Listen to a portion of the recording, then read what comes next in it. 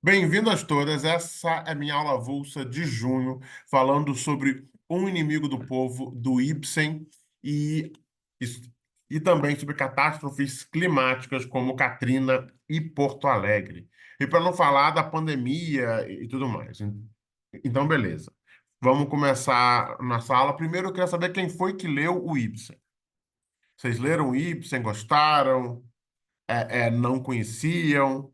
A Larissa leu, quem mais? O que é que vocês acharam? É uma peça curta, essa versão da LPM é muito boa. A Ing leu, a Evelyn leu, a Larissa leu, a Sônia leu. Muito bem. Então, é um texto bem interessante. Para quem não leu ou está vendo em outro lugar, vou dar uma. Luiz Gonzaga está na metade. A melhor parte é a parte final, que tem a reunião dos moradores. Mas, enfim. O que acontece? Nós estamos numa pequena cidade da Noruega e é uma coisa que era muito comum no século XIX, que era uma estação de banhos termais. Eu estive agora, mês passado, em Poços de Caldas.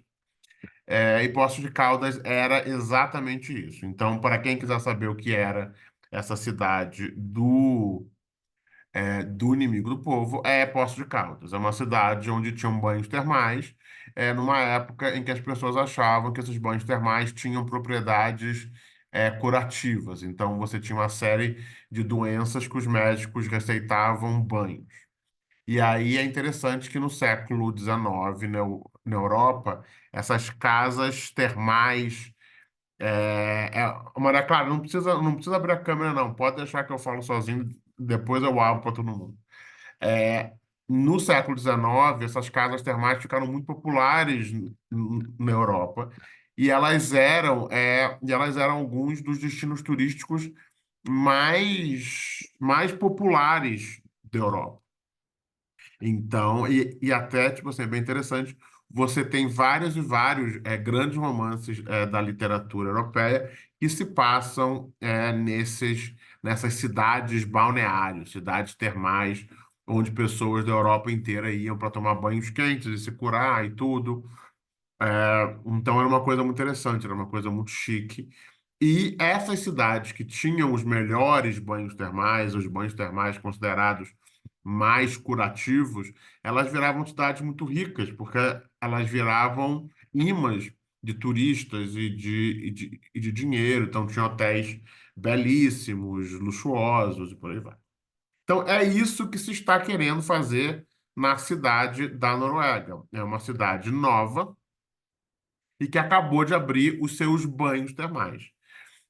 O personagem principal é o médico, o Thomas, com o seu irmão, o prefeito, um meio-prefeito da cidade, o Paul. E até é interessante porque a gente não sabe quem foi que teve a ideia é, de transformar a cidade num balneário termal. O Thomas e o Paul disputam, né? Acham que foi o, acham que a ideia foi do outro. É Peter, é Peter. Então, tem o Thomas.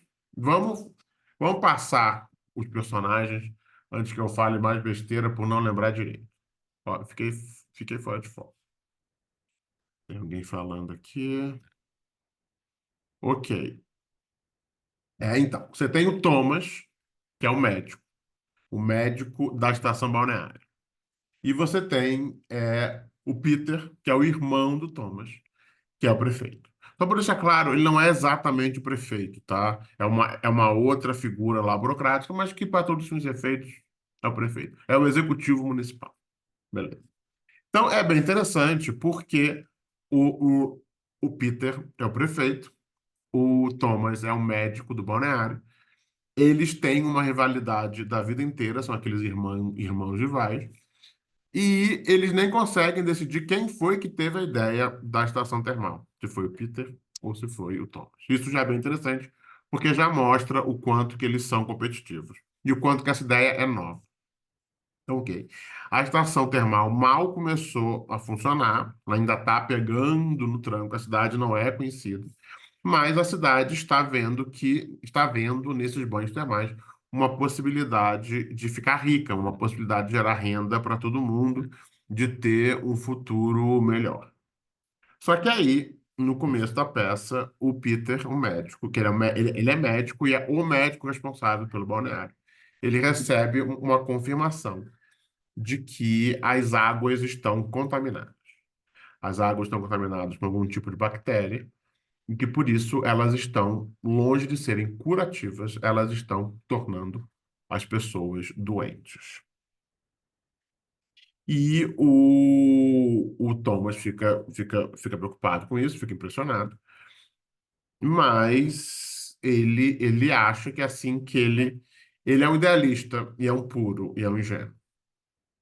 Então ele acha que assim que ele contar para todo mundo que as águas estão poluídas e que as águas estão causando doenças, que todo mundo vai querer parar tudo, mudar tudo e resolver o problema.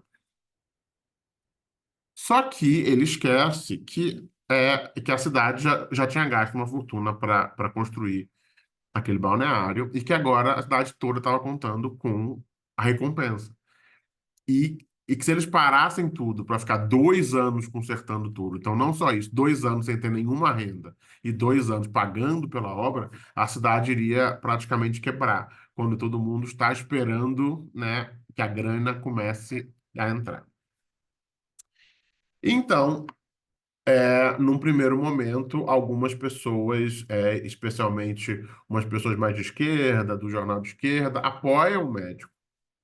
Mas no momento que o prefeito, que é o irmão do médico, vamos lembrar, ouve isso e fala: não, não tem nada disso. E tem mais: você é funcionário do balneário, você não pode falar contra o balneário. Muito obrigado por ter dado a sua opinião, mas quem fala o nome do balneário sou eu e eu não vou falar isso, porque isso vai quebrar o balneário e vai quebrar a cidade. Então, a partir do momento que o prefeito dá um contradiscurso, fala: não, ele está falando que as águas estão poluídas, mas eu estou dizendo que não estão. E é interessante isso, porque o médico tem o laudo todo bonitinho. O prefeito não tem nada. Você fala: não, não acredito, não, foda-se. É, e não. E a cidade, e ele começa a falar para as pessoas o custo que a cidade vai ter que pagar por esse laudo do médico. Né? Todo mundo vai levar um ferro financeiro, até que a maioria das pessoas vai passando para o lado do prefeito. Até que no final da peça está todo mundo do lado do prefeito. O médico que tem a verdade e a ciência do seu lado está sozinho, está gritando sozinho. Ninguém ficou do lado dele.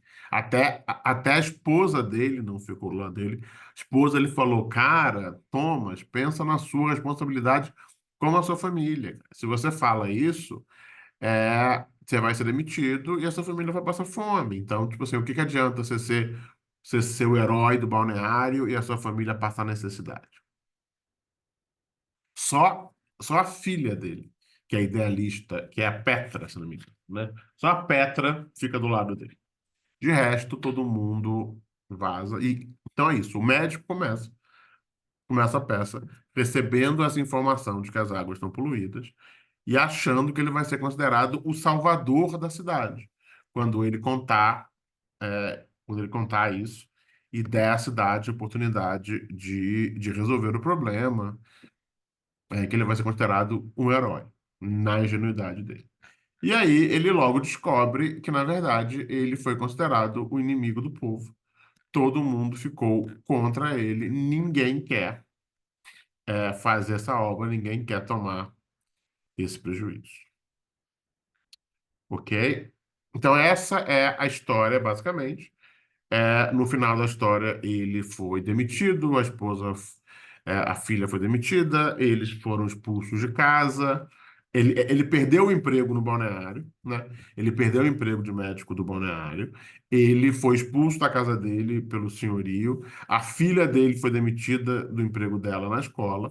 E ele só tem onde morar porque teve um capitão lá doido que aceitou hospedar a família. Mas no final, o médico tá de queixo erguido Falando, mas eu falei a verdade e eu sou livre, não tenho o rabo preso com ninguém, falei o que eu tinha que falar, agora a cidade faça o que quiser. Então, esse é o enredo básico da peça. E é uma peça bem realista. O Ibsen é um dos criadores do realismo no teatro, a peça de 1882, ou seja, 142 anos atrás. Nessa época, por exemplo, Tchekhov ainda tinha 20 anos, então muita coisa que o Tchekhov faz é inspirado também no exemplo do Ibsen. E, e é isso. Eu tenho várias coisas a falar sobre essa peça que eu anotei aqui, mas antes eu queria ouvir vocês também. Eu queria saber se vocês têm opiniões, questões, dúvidas. Eu acho legal essas aulas de literatura contemporânea serem mais dialógicas mesmo. Então é isso. Eu queria saber o que é que vocês acharam, se vocês têm comentários ou perguntas, porque é uma peça que engaja as pessoas, que motiva muito. Então, eu quero levantar algumas questões, eu quero falar de várias montagens que foram feitas, mas antes eu queria ouvir vocês. Então, quem quiser, liga a câmera, fala alguma coisa, digam lá.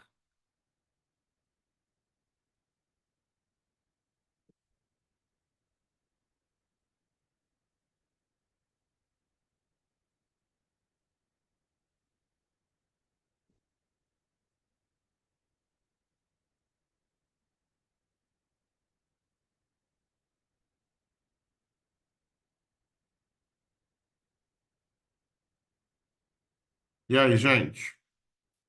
Quem leu, o que é que vocês acharam?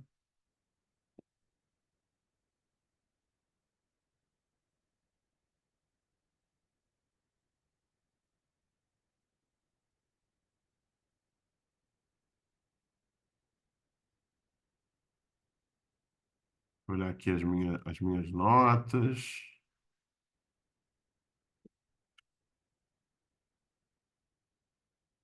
Oi, Alex.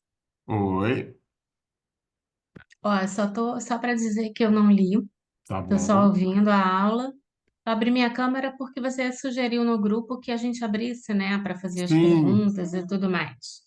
E eu não me importo de ficar com a câmera aberta, então, maravilha, muito enfim. obrigado. Mas então, digam lá, gente. Estou tentando separar aqui o negocinho das minhas notas. Pronto.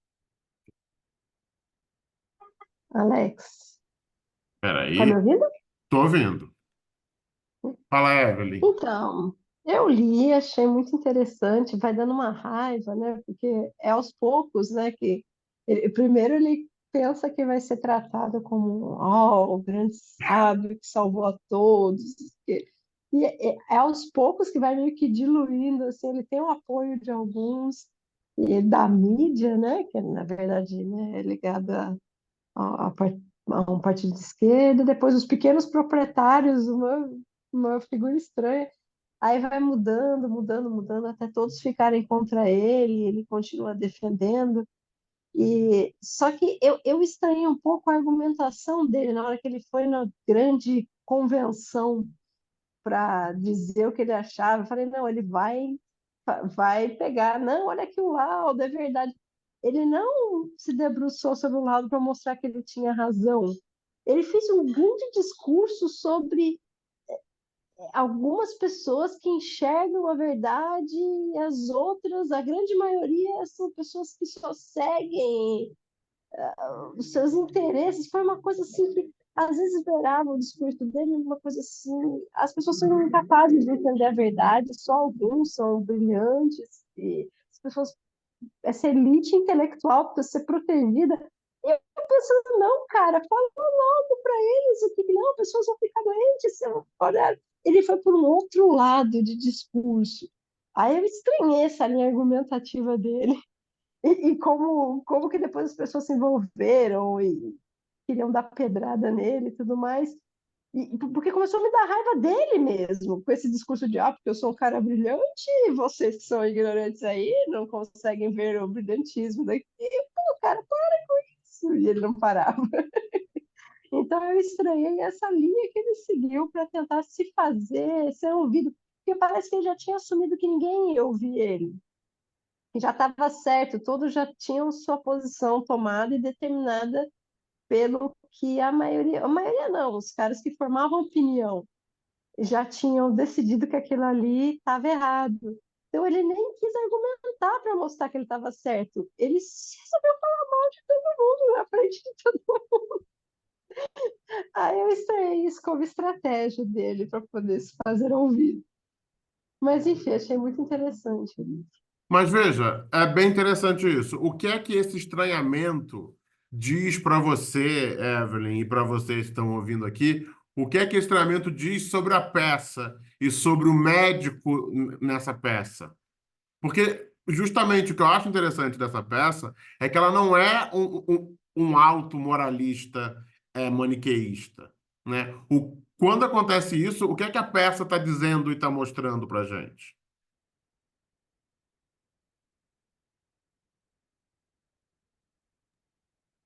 Mim, tá mostrando que todo mundo pode ser volúvel, né? Todo mundo tem os dois lados, tem o lado da razão, tem o lado do ego, que todo mundo tem essa yin e yang, vamos dizer assim, né? Dentro de si. Pode ser. É um modo de colocar a questão. É interessante que perguntaram pro Ibsen se essa peça era uma tragédia, e ele fala que não, que é uma comédia. Então, isso já diz alguma coisa, né? O Thomas não é um herói trágico, porque não é uma tragédia, é uma comédia. E o Ibsen escreve essa comédia em resposta a uns ataques que ele tinha recebido, inclusive da esquerda, de pessoas de esquerda, numa peça anterior, que chamaram ele de reacionário, de babaca, de chato, e por aí vai. Então, uma coisa que é interessante nessa peça é que o médico não é um super-herói maravilhoso. Ele é todo errado também. Ele é todo errado. E não só isso, tem várias coisas que ele é errado. Tem uma hora que ele fala, ele, ele antes tinha morado numa cidade do norte, do extremo norte, né? Que é uma coisa, é a parte menos desenvolvida da Noruega, é onde é tudo congelado. Tem uma hora que ele fala, gente, aquele povo lá era tão subdesenvolvido que eles precisavam de um veterinário, não de um médico como eu, sabe? Então é isso. Ele é um médico que acredita que existe gente sub-raça.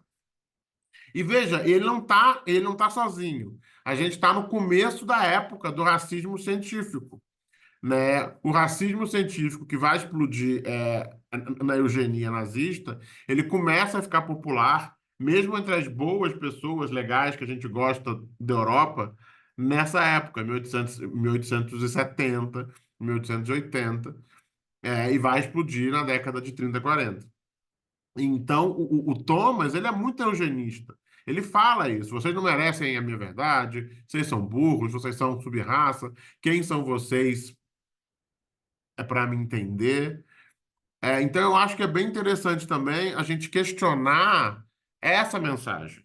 Porque uma coisa que eu acho, sei lá, eu vi essa semana uma montagem de Antígona. E eu acho que a gente perde muitas oportunidades de fazer umas montagens de Antígonas mais controversas. Porque, em geral, as pessoas fazem a montagem de Antígona claramente mostrando Antígona como uma santa imaculada, perfeita, linda, e o Creonte como um grande babaca.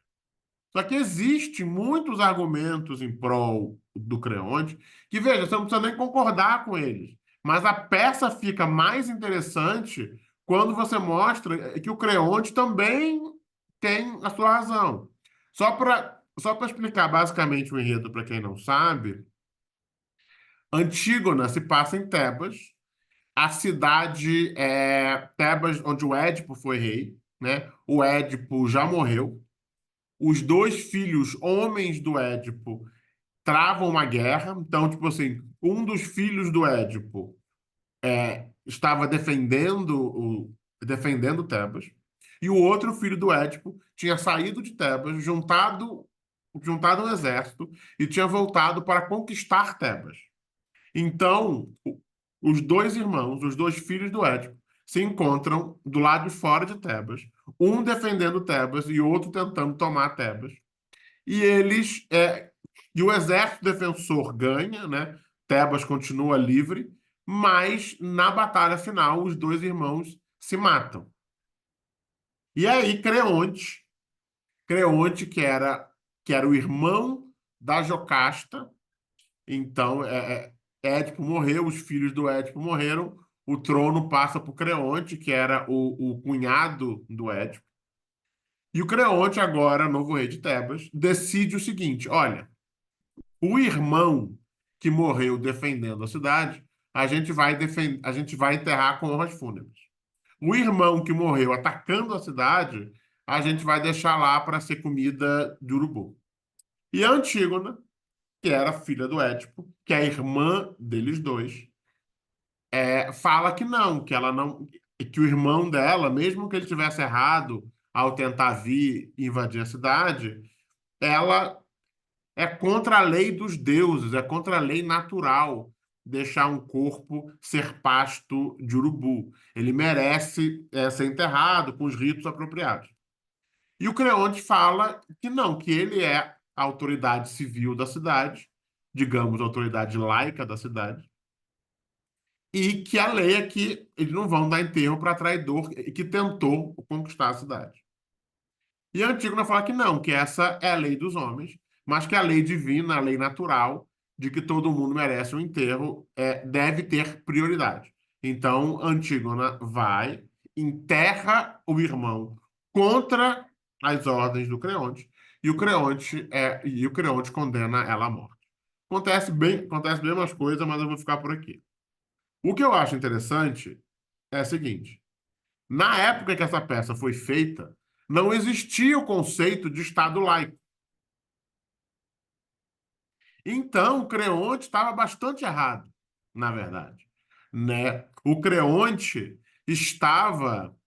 estava impondo uma lei que ele tirou da cabeça dele. Ele inventou que traidor não podia ser enterrado. Só que essa lei era como se fosse um capricho de um homem e que ia contra a lei religiosa, a lei dos deuses, que Antígona segue ao enterrar o irmão. Só que eu acho interessante é que no mundo de hoje, a gente pode fazer uma peça até muito mais interessante. Porque a gente pode ver o Creonte como um representante do Estado laico. Ele fala, filha, eu não interessa qual é a sua religião ou qual é a lei dos deuses que você segue. Eu sou o rei dessa cidade, eu sou o representante do poder temporal laico dessa cidade, eu sou o representante, o líder legítimo dessa cidade. E se eu estou dizendo, de acordo com a lei aqui dos homens, cujo líder sou eu, que esse cara não vai ser aterrado, esse cara não vai ser aterrado. Você é uma fundamentalista religiosa, você é uma radical religiosa que quer aplicar a sua religião, as suas leis religiosas, sobre as leis temporais laicas da cidade dos homens. Tudo isso é para dizer o seguinte, gente. É, a peça fica muito mais interessante quando, ao invés de ser uma disputa entre um tirano babaca e uma mulher moralista, fica uma disputa entre duas concepções possíveis de vida cívica e de lei. E o debate fica sendo de onde emanam as leis. Qual lei é mais importante? A lei dos homens, estabelecida pelo poder legitimamente constituído, ou essa lei dos deuses, pretensamente eterna? Então, tipo assim, eu acho que a peça ficaria mais interessante se focasse mais nesse debate. E é isso também que não acontece muitas vezes nas montagens do Inimigo do Povo. Porque a grande verdade é que o Thomas, ele é um radical, ele é exagerado, ele é arrogante, ele não ouve ninguém, ele não é político.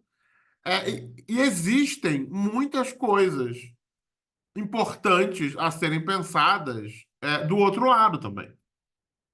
E a gente viu isso na pandemia. E é o seguinte, veja, eu fiquei em casa 2 anos sem sair de casa. Mas a verdade é essa. Como a gente viu acontecer na nossa vida, é muito fácil o governo mandar todo mundo ficar em casa e foda-se quem passa fome, quem não tem dinheiro, quem trabalha na rua, quem é dono de loja e a loja não pode abrir. E quando você é o poder público, que é o Peter, que é isso, o Tomás está pensando só no lado da saúde pública. E que, obviamente, é super importante. Só que a saúde pública não é a única esfera que existe na esfera pública. As pessoas precisam trabalhar, precisam ganhar vida. Como que a gente, como que a gente consegue, é, como que a gente consegue conciliar ambas as coisas? Então, tipo assim, veja, tem todo um argumento para dizer que o Peter, o prefeito, por mais babaca que ele seja e que ele pareça, ele, no fundo, está tentando conciliar as duas coisas. Então, tipo assim, ele fala: olha, peraí, para começar, veja, eu me coloco no lugar desse prefeito. Porque a primeira coisa que ele quer saber, amigo, veja, para a gente destruir o projeto que a cidade inteira se esfalfou para construir esse balneário. A gente gastou o dinheiro que a gente tinha e que a gente não tinha. O troço mal começou a funcionar. Você já quer fechar tudo, derrubar tudo, refazer? O mínimo que eu espero é uma segunda opinião. Eu não posso destruir a vida econômica da cidade porque você recebeu um relatório de sei lá quem. Não é nem que eu estou duvidando, mas é isso. Tem uma frase em inglês que é tipo assim: outstanding claims demand outstanding proof. E que é meio que o seguinte: se você quer fazer uma afirmação radical, uma afirmação excepcional, uma afirmação que vai levar, por exemplo, a toda uma cidade fechar economicamente por 2 anos, então não basta só uma provinha de nada. Você tem que trazer provas excepcionais, provas robustas, porque você não pode arriscar de tomar essa porrada toda por nada. Então, eu vou te dizer que eu, por exemplo, no primeiro momento, essa é a primeira coisa que eu concordo com o irmão. Falar: amigo, veja, você não vai falar nada para ninguém, porque no momento você tem um laudo só. Vamos conseguir um segundo e um terceiro laudo. Vamos ver o que outros laboratórios falam antes da gente tomar a medida radical de quebrar financeiramente essa cidade por 2 anos. Então, você vê, já é a primeira coisa. Só que a gente vai lendo a peça e a gente acha que o irmão é super babaca. Mas peraí, marromeno. Marromeno. Tá? Então, eu acho que é bem interessante essas questões todas do que é que se faz e do que se deve.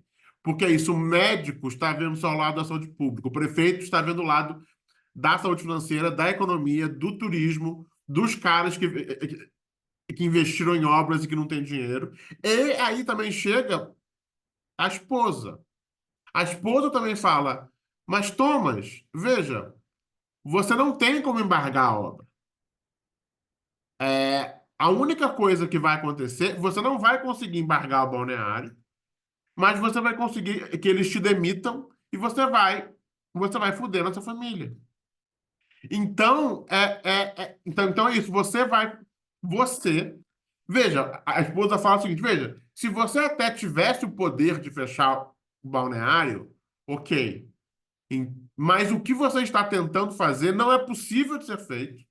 Você não tem poder de fechar o balneário. O prefeito, que é teu chefe, vai calar sua boca e não vai fazer nada. Mas a única coisa que vai acontecer é que você vai perder o seu emprego e vai foder a sua família. E essa é uma coisa que a peça fala no começo, que eles eram pobres. Eles eram super pobres lá no norte. Então, eles tinham acabado de começar a viver uma vida melhorzinha desde que o Thomas veio para o sul para ser o médico do balneário. Então, coitada, a esposa estava tendo um alívio em casa pela primeira vez. E aí que ela fala isso, cara, o que que adianta? Você vai foder a nossa vida por nada. Faz sentido isso? Né? E aí, obviamente, tem vários contra-argumentos também. Essa peça é muito estudado do ponto de vista da filosofia, de um contra-argumento utilitarista, porque, por exemplo, o prefeito fala, cara, mas veja, tem que pesar os benefícios para a cidade também. Eu tenho que pensar na cidade, não posso pensar só na saúde das pessoas. Mas nesse caso, o médico pode contra-argumentar o seguinte, cara, não, desculpa. Eu fiz um voto de não. Como é que é em inglês? Do no harm. Não fazer dano. Nem sei como é que é em português mais. Não fazer dano. É a primeira coisa do voto de Hipócrates. Então, eu não posso vender um balneário que eu sei que faz as pessoas ficarem doentes. E veja, não é uma coisa não é um peso igual, porque de um lado, as pessoas doentes que vêm aqui buscar saúde vão sair mais doentes e talvez morram. Então, elas vão sofrer um dano.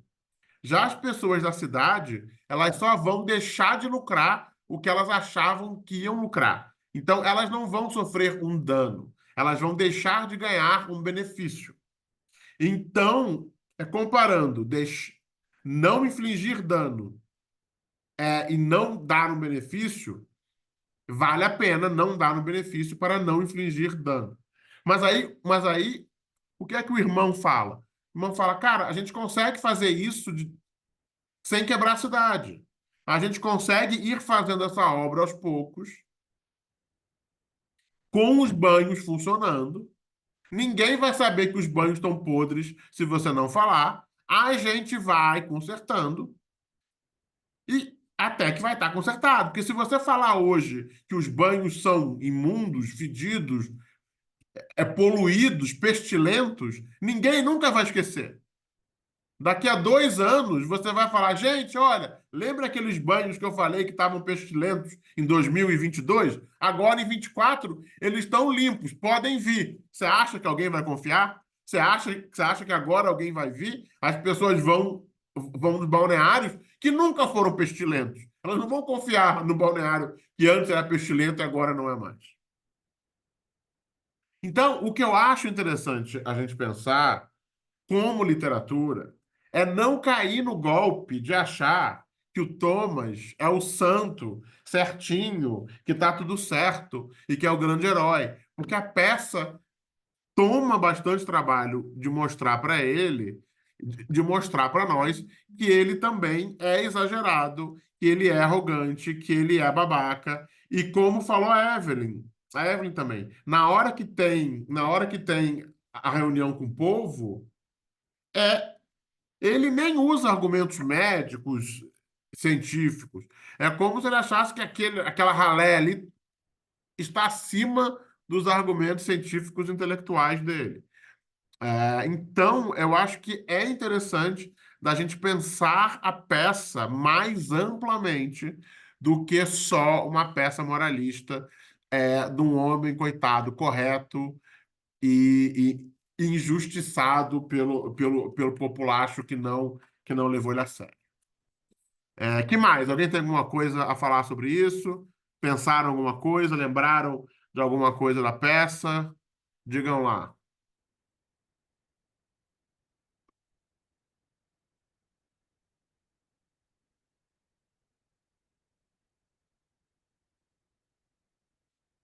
Hum,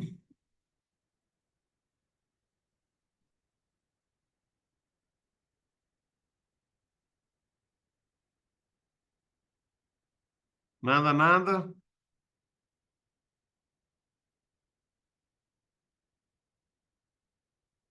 Ó, deixa eu ver aqui sobre isso que eu falei. Assim, então vamos só. Eu quero só chamar a atenção para alguns elementos filosóficos dessa peça. Uma outra questão que a peça levanta é a natureza problemática da democracia. E isso é uma coisa que a gente vê também. A gente está vendo isso aí, por exemplo, na eleição do Donald Trump, né? O Donald Trump foi impeachment 2 vezes, foi condenado na justiça, mas ele está na frente do Biden nas pesquisas. E muita gente pergunta, gente, como é que pode as pessoas votarem num presidente que foi impeachment, que foi condenado? Isso é um absurdo. Esse cara não deveria nem poder ser candidato. Enquanto outros falam que não, cara, desculpa, democracia é isso. As pessoas sabem que ele foi condenado, as pessoas sabem quem ele é, as pessoas já viram ele presidente. Se elas, sabendo isso tudo, querem botar ele na presidência, o nome disso é democracia. E essa é uma das coisas que é problematizada nessa peça. Porque, de fato, a grande verdade é que, de acordo com a peça, o Thomas, o médico, pode até agir errado, mas ele está certo. Segundo a peça, as águas de fato estão pestilentas.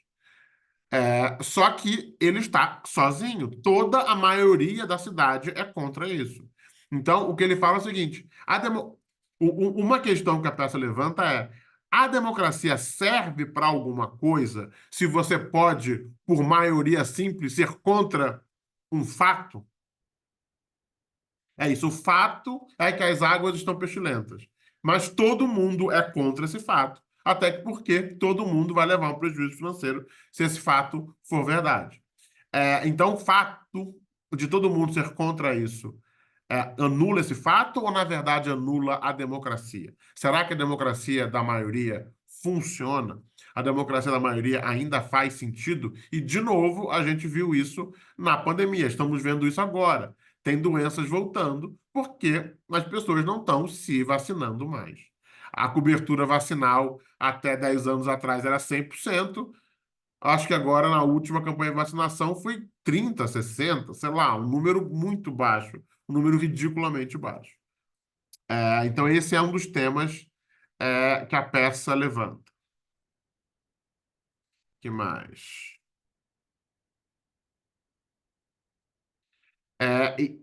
O dilema do. E eu acho interessante porque o dilema do Thomas e da cidade. Na verdade, veja, eu estou mudando a aula, na verdade, porque eu acho que tem muito mais a ver com a pandemia do que com, do que com as mudanças climáticas. Mas tem a ver com mudança climática também, mas a questão é justamente essa. Você tomar medidas vai ter um impacto econômico brutal. Várias pessoas vão quebrar e vão sofrer. Vale a pena? Qual é o nível de certeza que a gente precisa ter sobre essas nossas conclusões científicas para valer a pena os sacrifícios econômicos que a gente vai ter que fazer? E, de novo, como eu sempre penso nisso, é muito fácil. Veja, a Marina agora trabalha com dança. E ela tem muitos amigos da dança. E eu também trabalhei muito com teatro. Então, para mim, que vivia de literatura e de escrever, foi muito fácil para mim ficar em casa durante a pandemia. Quando o pessoal falou, fica em casa, eu falei, aleluia. Passei 2 anos maravilhosos. Mas eu conheço muitas pessoas queridas que eram professores de dança e que quebraram. É isso. O mundo da dança de salão, de você ficar dançando, sabe, com o rosto encostado em outra pessoa, isso acabou. E o cara só sabia fazer isso, essa é a profissão dele, é isso que ele se preparou para fazer a vida inteira. Você tira do cara a possibilidade de fazer isso, ele vai fazer o quê? Ele vai viver do quê? Ele vai ficar em casa comendo como? Como é que ele vai passar, como é que ele vai pagar a comida, o aluguel do mês seguinte? Veja, eu não estou dizendo que você ficar em casa não era a solução, tá? Mas o que eu estou falando é o seguinte: é muito fácil para mim dizer que é a solução, quando para mim ficar em casa não tem custo nenhum e é só festa.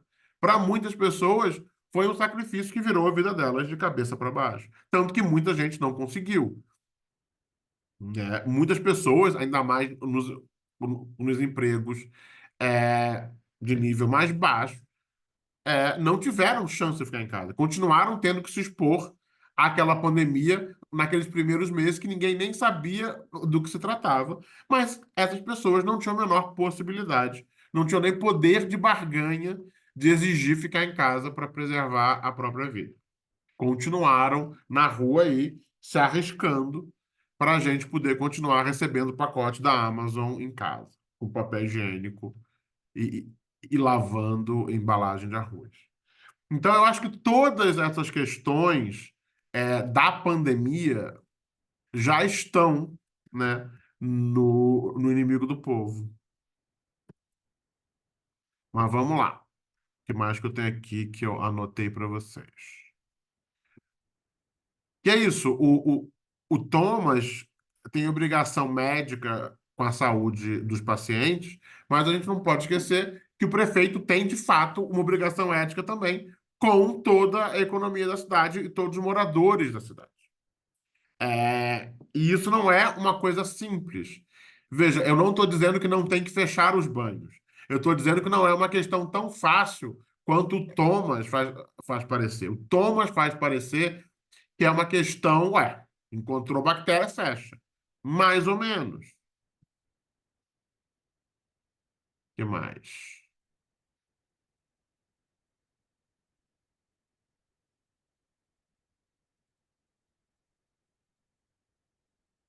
É bem interessante que isso me lembrou uma coisa que eu sempre falo, que é muitas vezes eu estou falando de racismo, tudo, e alguma pessoa vem e fala assim, não, mas aí o problema não é racismo, Alex. Isso aí é um problema econômico. E eu vou dizer, cara, mas você acha que o racismo é o quê? É um problema culinário? Claro que o racismo é um problema econômico. O racismo é um problema que se manifesta em diversas esferas, inclusive na econômica. Então, o que o prefeito parece estar falando é que o médico fala, isso é um problema de saúde pública. E o prefeito fala, não, isso é um problema econômico. Fala, não, não é econômico, é de saúde pública. E ele fala, cara, a saúde pública é um problema econômico, especialmente em uma cidade que vive da saúde pública, uma cidade que vive de vender águas termais curativas. Então, não é só um problema médico, é um problema econômico que vai afetar toda a comunidade. Vamos respirar fundo e vamos pensar como que a gente vai resolver isso. O que mais? Pá, pá, pá, pá, pá, pá.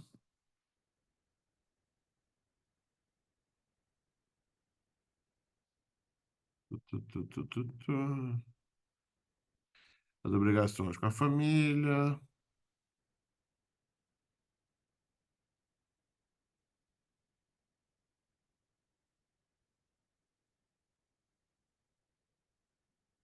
Ok.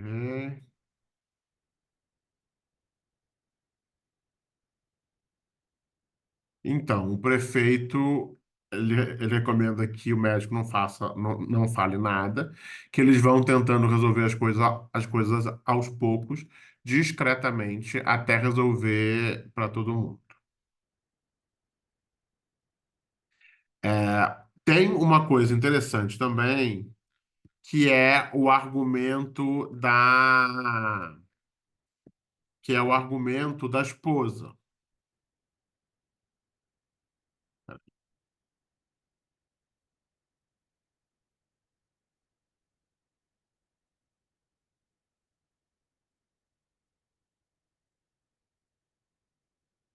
que é o argumento da esposa. Peraí, não, voltei. O que acontece? Que essa é uma coisa bem interessante, que é uma conversa que eu tinha com meu pai, que era uma pessoa muito diferente de mim, mas algumas vezes eu conhecia nele é, alguma sabedoria, apesar de eu discordar quase sempre de quase tudo. O que a esposa dizia, o que a esposa fala para o Thomas em algum momento é o seguinte: Thomas, é muito fácil você ser o grande guerreiro da moral, você falar da moralidade, você se dar ao luxo de ser moralmente certo, você se dar ao luxo de não abrir mão da sua consciência. Tudo isso é muito fácil, mas quem vai pagar o preço são seus filhos. Os seus filhos que vão ter que sair da escola, os seus filhos que vão comer pior, os seus filhos que vão usar roupa velha. Então é muito fácil para você ter o prazerzinho interno de estar no high moral ground, de se saber certo, correto, quando é que os seus filhos vão pagar o pato. O meu pai falava uma coisa dessas, que eu me lembro que uma vez falei para ele que eu estava trabalhando na Marinha, e eu falei, pai, você sabia que a Marinha Brasileira é uma de 5 marinhas do mundo que faz pouso noturno em porta-aviões, que é uma coisa super difícil, que precisa de um treinamento absurdo, só os melhores pilotos conseguem pousar um caça supersônico num porta-aviões. E aí meu pai perguntou, e um piloto da Marinha que consegue pousar um caça supersônico num porta-aviões ganha quanto? Ganha R$ 10.000. Merreca. Quanto que esse cara podia estar ganhando se fosse piloto de aviação comercial? Podia estar ganhando uma fortuna. Então é isso. Sempre que eu vejo um cara que tem filho, que poderia estar ganhando uma fortuna, e escolhe ser pobre, eu penso o seguinte: será que o filho dele está de boa em não ter aparelho no dente, porque o pai preferiu pousar caça no porta-aviões ao invés de ser piloto de jumbo da Varig? Né? Então, o que a mãe vai perguntar, o que a esposa pergunta para o Thomas é isso. É muito fácil para você ser moral quando os seus filhos é que vão passar a dificuldade. Então, essa é um outro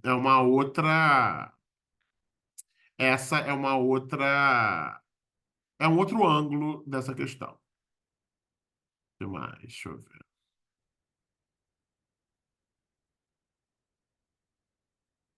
A outra coisa, a outra coisa que eu já falei é que não adianta ele ferrar a vida deles à toa, porque ele vai falar a verdade, vai ser demitido, os banhos não vão fechar, e a única coisa que vai acontecer é que ele vai ser demitido e os filhos vão se ferrar. O que é interessante quando a gente pensa na peça, e a Sônia levantou aqui uma coisa bem interessante, que também eu acho que é bem interessante, que é o que fala o sogro dele. O sogro fala: olha só, filho, eu vou colocar toda a herança da sua esposa em ações do balneário. E aí você decide. Se você quiser falar que as ações do balneário, se você quiser falar que o balneário é pestilento, as ações do balneário não vão valer nada e você não vai ganhar herança nenhuma. É isso. Você, seus filhos, não vão ter herança nenhuma, porque você vai transformar as ações do balneário em pó, em papel inútil. Então, você decide se você quer transformar a herança deles em pó ou não. Também é bem interessante, porque aí, ao fazer isso, o sogro está forçando o Thomas a está forçando o Thomas a de fato sofrer as consequências das suas ações, né? Ele não vai ser só demitido. A mulher dele vai ser, para todos os fins e efeitos, deserdada. E os filhos dele vão perder a herança do avô. Será que ele quer mesmo fazer isso? Será que vale mesmo a pena fazer isso? E aí, a resposta do Thomas, que veja, a gente pode achar até que é a resposta certa, mas a peça não impõe essa visão para gente, tá? A peça nos permite discordar. Mas o que o Thomas vai dizer é que ele acha que é melhor para os filhos ter um pai ético e ter um modelo de ética e de retidão do que de ter confortos materiais. Concorda? Discorda? Não sabemos. A esposa discorda, meu pai discordaria. Que mais? É, é interessante porque tanto o prefeito quanto a esposa tentam convencer o médico a mudar de ideia, apelando para as consequências para diferentes grupos de pessoas. Olha que interessante. Quando o médico quer fechar o balneário, ele, ele apela para as consequências para os enfermos do balneário. Fala, olha, se a gente não fechar o balneário, as pessoas que vêm aqui buscar cura vão ficar doentes. Então, ele quer fechar, pensando nas consequências que podem sofrer os turistas. Quando o irmão prefeito fala em não fechar, ele está pensando nas consequências, mas para um outro grupo de pessoas, para a população da cidade, que vai sofrer financeiramente e economicamente se os banhos forem fechados. E quando a esposa pede para ele não falar nada, ela também pede para não falar nada, pensando nas consequências para um terceiro grupo de pessoas, que é a família imediata dela e do marido. Então, todos os argumentos dos três se focam em argumentar as consequências para um grupo determinado de pessoas, mas eles estão sempre falando de grupos diferentes de pessoas. Por isso também que eles não conseguem chegar no acordo. Que é isso? O que mais? Tu.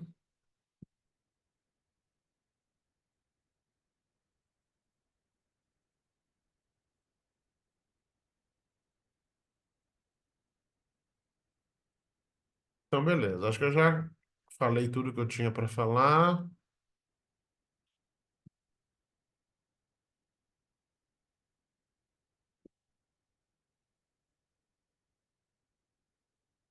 E acaba que a posição ética do Thomas, de modo geral, é que é errado, é moralmente errado expor as pessoas para esse tipo de dano, independente da consideração. E que é errado expor as pessoas a esse dano, seja por considerações econômicas, ou por pensar na família dele, ou por pensar na vida econômica da cidade, que isso simplesmente não se faz.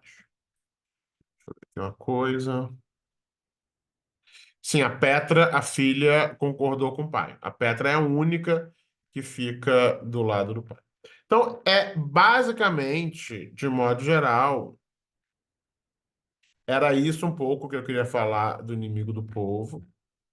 Não, inimigo do povo. Eu queria só falar mais algumas coisas, falar sobre algumas performances que eu acho que é bem interessante. Essa é uma peça que está ficando cada vez mais popular nos últimos, sei lá, 20, 30 anos. Ela está sendo montada no mundo inteiro. Eu já vi uma montagem aqui no Rio, no Centro Cultural da Justiça Federal, bem careta. Tem várias montagens diferentes. Teve montagens bem recentes em Cabul, no Cairo, em Trípoli, sabe? É sempre fazendo um diálogo com questões políticas locais. Tem uma peça em que teve uma peça na Alemanha que até falava desses. Como é que é whistleblower em português, gente? Desses delatores de empresas, desses delatores de empresas. E teve uma peça que colocava o nome do Snowden na peça. E o médico tinha aquele cabelo branco do Snowden, cabelo louro, bem platinado, para mostrar o Thomas como sendo esse whistleblower. Teve uma peça egípcia de uma diretora chamada Nora, e é bem interessante porque essa Nora, Nora Min, o nome da diretora. Que ela estudou teatro aqui no Brasil com Augusto Boal, foi treinada pelo Augusto Boal no Teatro do Oprimido, e ela volta para o Egito e na rebaba daquela primavera árabe, ela faz uma versão do Inimigo do Povo no Egito, falando da questão, essa questão da crítica à democracia, da união da religião com o regime, da corrupção da religião. É, então, é bem interessante. Então, por exemplo, nessa peça egípcia, que isso é uma coisa que várias peças que eu vi têm, que eu estava lendo sobre várias montagens. A plateia vota para ver se a plateia apoia ou não apoia o Dr. Stockman, né, o médico.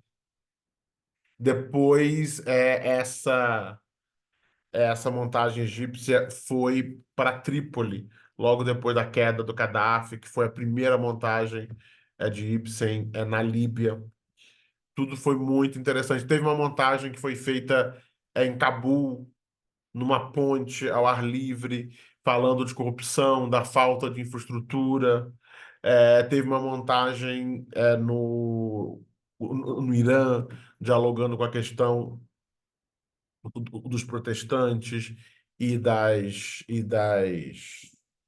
da linha dura dos Ayatollahs. Teve uma produção há pouco tempo no Fringe Festival de Singapura, que é um país super rico, mas que tem questões democráticas. Então essa montagem em Singapura, ela colocou em questão é, a própria democracia. Será que a maioria está sempre certa?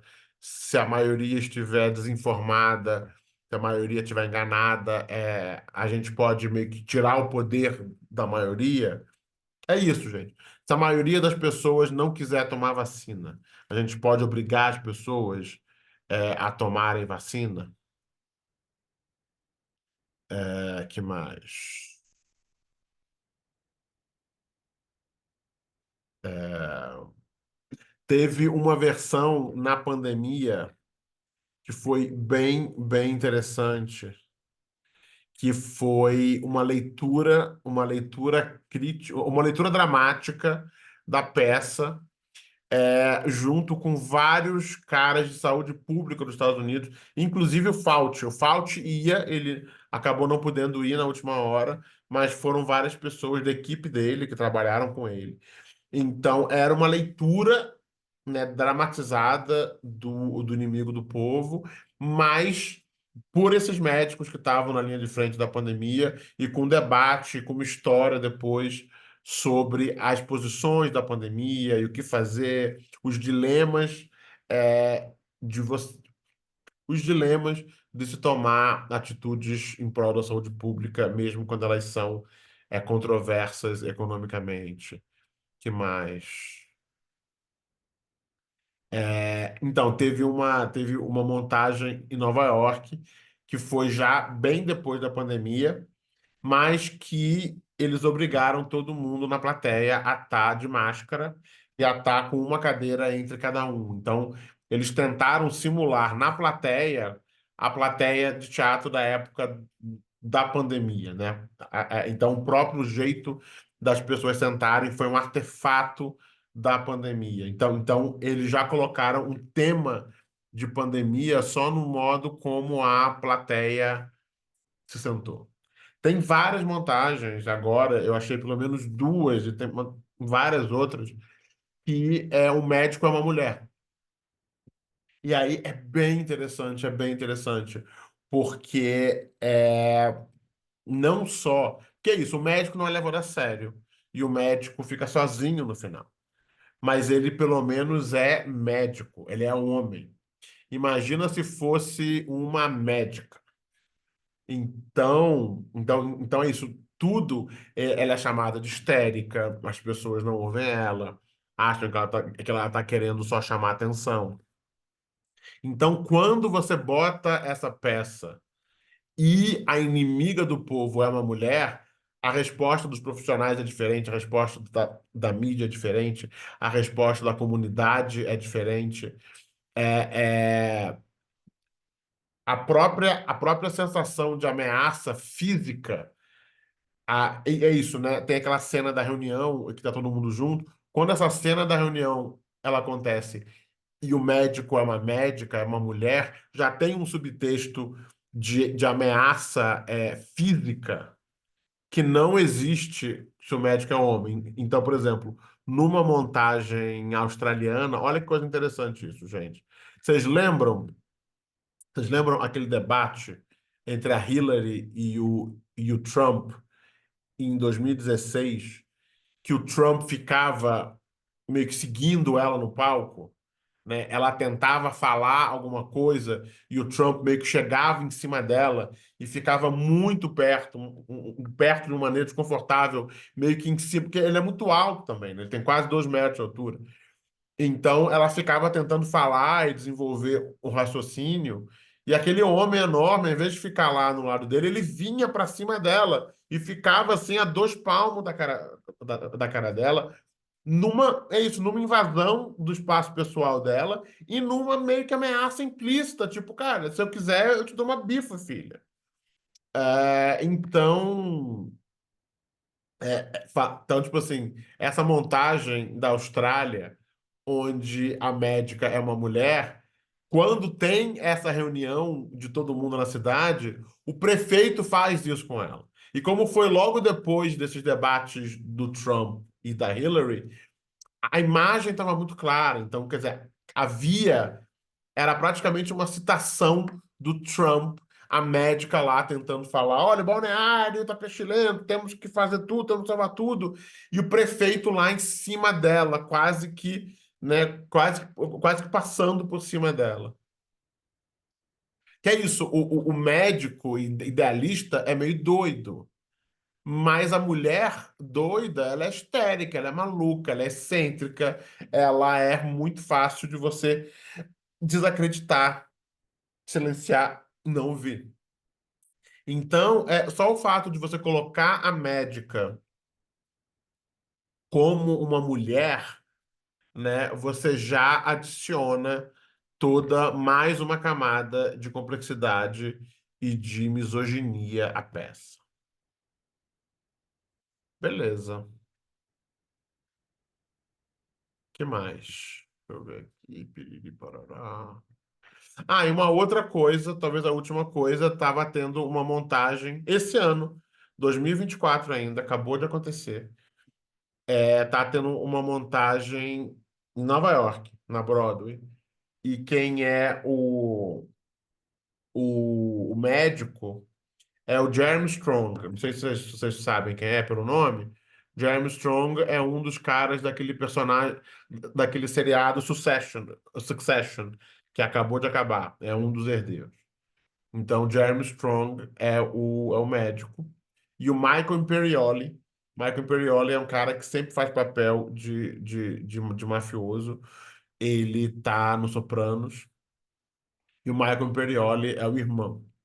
E aí, isso foi. Gente, esse ano, faz poucos meses,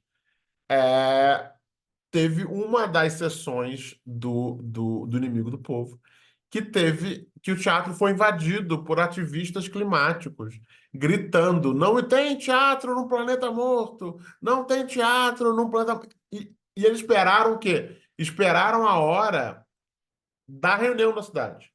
Que é uma coisa também muito interessante, que várias montagens fazem, é que quando chega a hora da reunião dos habitantes da cidade, eles colocam a plateia como sendo parte dos moradores. Então, tipo assim, várias montagens tem algumas montagens que dão batata, dão tomate, dão esponja para as pessoas da plateia tacarem no palco quando discordam do que estão falando. Então, na verdade, muitas montagens tentam fazer com que o público simule o povo nessa reunião, como essa montagem na Broadway faz isso. Então, enquanto está. E aí, tipo assim, a peça estimula que o povo grite, fale, se interaja na peça. Então, quando estava nessa hora, os ativistas começaram a gritar e puxar cartaz. Não existe teatro num planeta morto. Não existe teatro num planeta morto. E foi muito engraçado que, como a plateia estava meio que interpretando o povo, e estava todo mundo falando, o público, no primeiro momento, achou que era parte do espetáculo. Porque tinha tudo a ver. E aí eles só perceberam que não era, porque o que aconteceu? Os atores não saíram do personagem. Então, o Jeremy Strong, que interpretava o médico, falou: Não, falem, eu quero ouvir, por favor. E o Michael Imperioli, que interpretava o prefeito, foi quem tirou eles fisicamente do teatro sem sair do personagem.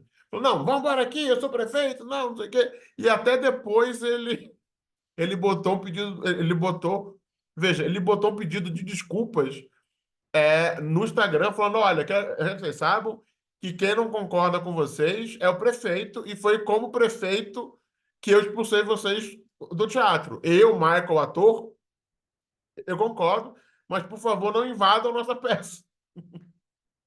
Então é isso, é uma peça que até hoje, até esse ano, 2024, ela gera polêmica, ela é invadida, ela gera controvérsia. Então é uma peça super rica.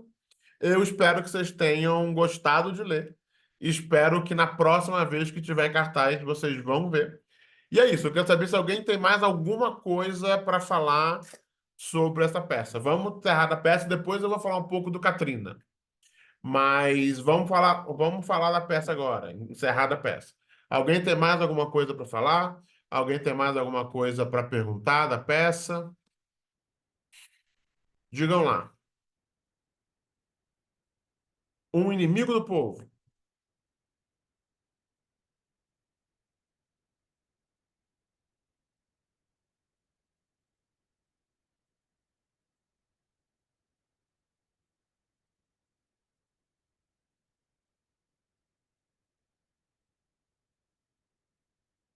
O que é que vocês têm a dizer?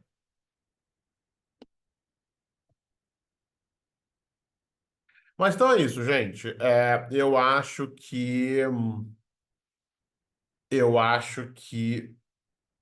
uma peça incrível, é uma peça que tem tudo a ver.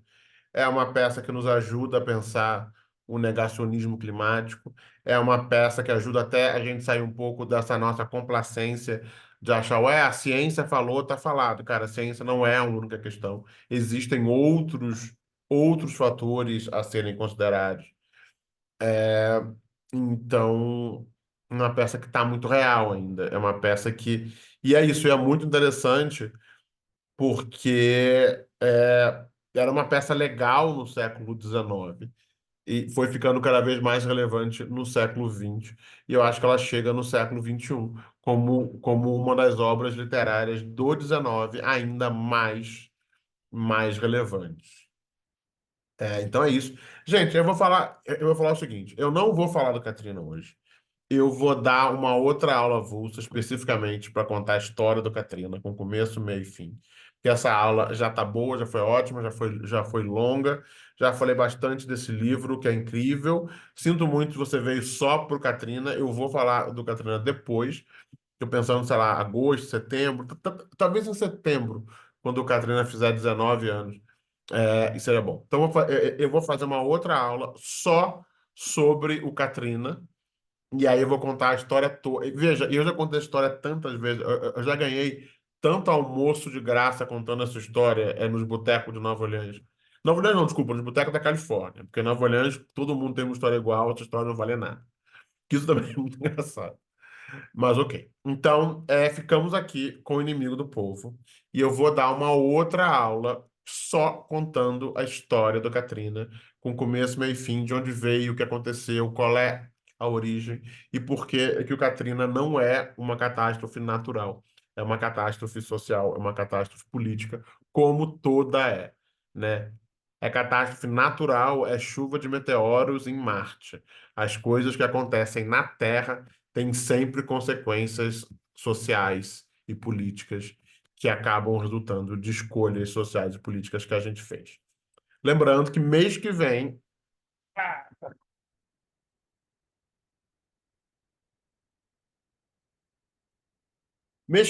a aula avulsa será sobre esse livro.